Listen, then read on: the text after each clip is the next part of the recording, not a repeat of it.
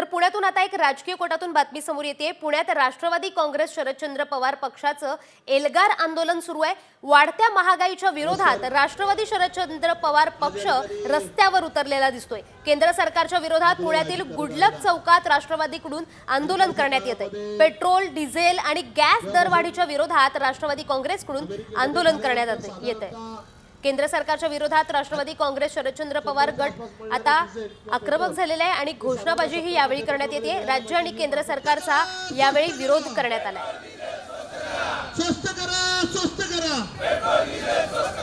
स्वस्त करा। असं आहे की हे निर्लज्जाचं आणि बेशरमाचं सरकार आहे। या सरकारने कायमच या ठिकाणी धर्माच्या जातीच्या नावाखाली भांडणं लावून मतं मिळवण्याचा प्रयत्न केलेला आहे। सर्वसामान्य नका जनतेला, त्याचबरोबर मध्यमवर्गीयांना आणि तरुण मुलांना धर्माच्या नावाखाली, जातीच्या नावाखाली भडकवायचं आणि पलीकडे मात्र या ठिकाणी चोर मार्गाने महागाई वाढवायची। गेल्या वर्षी आम्हाला ज्या भावात डिझेल आणि पेट्रोल मिळत होतं तेच पेट्रोल डिझेल याच रेटने ते मिळत आहे।